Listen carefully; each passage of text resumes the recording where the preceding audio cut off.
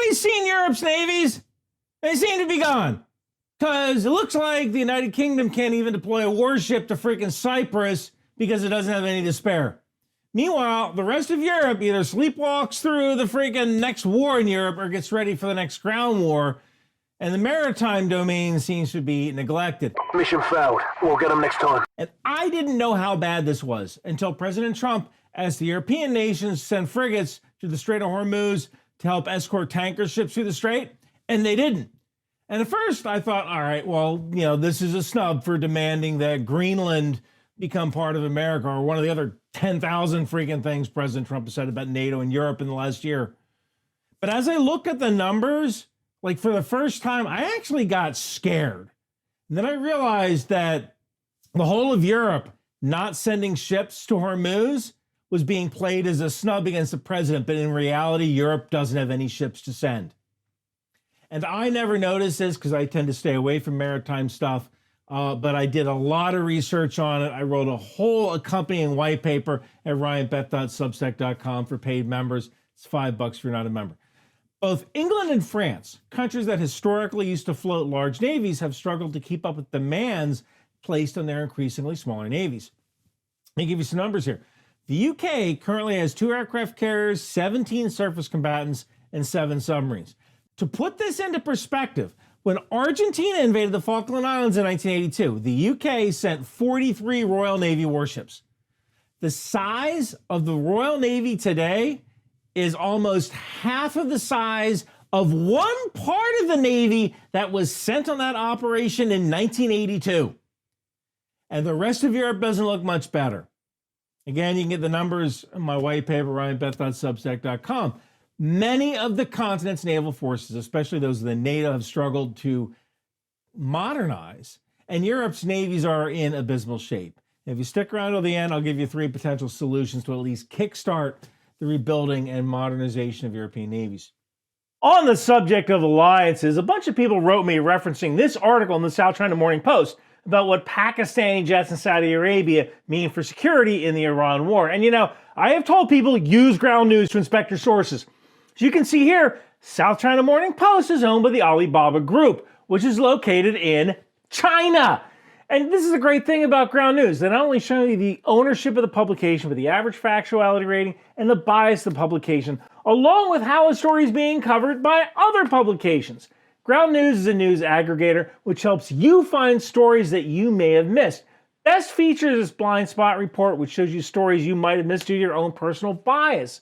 Like this story about the DC National Guard deployment in the Capitol, which is costing $1 million a day. This wasn't covered at all by the right. Or this story about John Fetterman, who raised concerns about anti-Semitism within the Democratic Party. This wasn't covered at all on the left.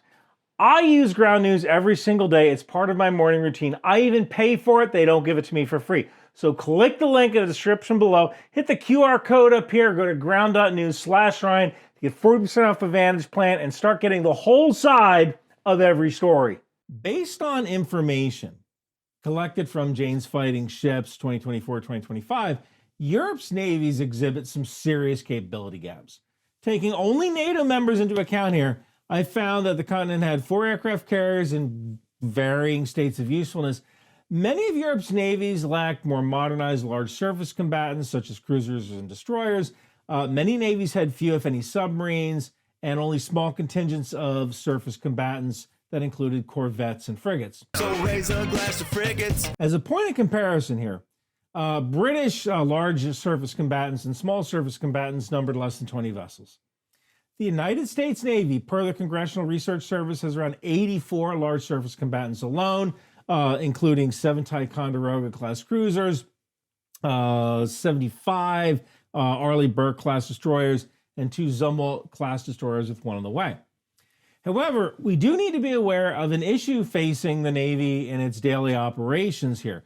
Numbers don't actually mean what you think they mean. Typically, naval assets need to be divided by 3 because one ship is out at sea, the next is preparing to go to sea, crew training, workups, and another ship is undergoing maintenance. So there's always fewer available ships in your inventory. And you might be able to surge the ships that are going out to sea. I don't know about the ones that are in dry dock getting maintenance, but they will be less effective if you surge them. So whenever you buy 3 ships, just remember that you're really only getting 1 ship because the other 2 are busy doing other stuff. And Europe's woes, their naval woes, have affected NATO's ability to patrol its own waters, which have become even more important with Russia's invasion of Ukraine. The standing NATO maritime groups, or SNMGs, have seen better days. In 1968, NATO members, including the United States, began patrolling NATO's waters for the first time, defending against Soviet incursions and maintaining open seas. And much of this can be attributed to declining naval assets and the lack of relevant NATO missions for an era well outside the Cold War. So I get it. But another thing that happened to Europe's navies, other than the dissolution of the Soviet Union, the global war on terror. Again, I didn't really realize this until I researched it. There's a finite amount of money, and you can help doing counterinsurgency in Afghanistan or Iraq, and that means less money for your Navy. So when many of these NATO members shifted to counterterrorism, they kind of neglected their maritime obligations. Navies aren't cheap, and shifting to counterterrorism compounded this issue with NATO's navies. And Europe's navies are smaller. Yeah, this was a trend that was explored as far back as 2013 by the American Enterprise Institute. And while you shouldn't equate size with might, right? You can have a large fleet of crappy ships. It does kind of give insight into naval capabilities. Fewer ships mean limited options and fewer naval capabilities. Naval commanders and political leaders then have to decide where to commit these naval resources for fear of being stretched too thin. In total, European defense spending saw a loss of about 24 billion euros, around 11% of defense spending overall. And European defense establishments, along with policymakers, are still trying to navigate that whole post-COVID economic environment, which could present worse consequences for European defense spending, despite calls for that 5% GDP spending on defense by the Trump administration. 11% decline in overall defense spending compounds problems over time. Naval assets age. With fewer euros going to defense overall, European navies aren't going to struggle to stay modern. They're struggling to exist at all. Now, there is some good news here with the Russian invasion of Ukraine calls for that 5% GDP match in defense spending. European militaries could see some much needed funding. But, the other issue is that the Navy tends to be a smarter service. You're dealing with electrical systems, you're dealing with engines, you're dealing with ship maintenance. Sailors aren't just infantrymen you can pump out every 8 weeks. Ships cost money, infrastructure costs money, training sailors costs money. By 2030, Italian, German, and British navies hope to field this new kind of cruiser-class ship. But there's a fear that these platforms are too big, too expensive, and have too many eggs stored in one basket. And to complicate matters, Europeans appear wholly reliant on American resources for anti-submarine warfare. At the moment, Europeans rely on American seabed sensor networks for detecting Russian submarines in their waters. So what does this mean? It means European navies are smaller and leaner than their Cold War selves, but they also suffer from Cadillac syndrome, right? Newer platforms being brought into European navies are like Cadillacs. They do everything, but there's too few of them, so they might end up doing nothing. It is a huge problem in an era of inexpensive and highly effective maritime unmanned surface vehicle drones, which could be loaded up with ordnance and sink a multi-billion-dollar naval assets. So these large surface combatants that Europe wants to build might not be as useful as you think. In an era where the battlefield has become increasingly transparent due to drone surveillance, massing forces and moving expensive assets such as warships is no longer easy to accomplish without warning your adversaries. These bigger and more expensive ships with their long-range strike capabilities might be ill-prepared for what comes next. And you add this to the volatility of American support, European navies are going to be hard-pressed to counter future Russian incursions or aggression in European territorial waters. So while the future of European navies is in doubt, it isn't likely to be ignored for long. There's that Russian aggression in the Baltic, Black, and North Seas. So the European Union, especially members of NATO, They're highly reliant on open seas for trade and travel, which means Europe's coastline and its 329 key seaports are in jeopardy. Without a viable maritime security strategy and naval forces to back it up, Europe's future political and economic future looks kind of bleak, especially when it comes to countering China and Russia. All right, so I told you to stay to the end of solutions. What are they? I think there's three to get the ball rolling, and I'll kind of let the Europeans do the rest.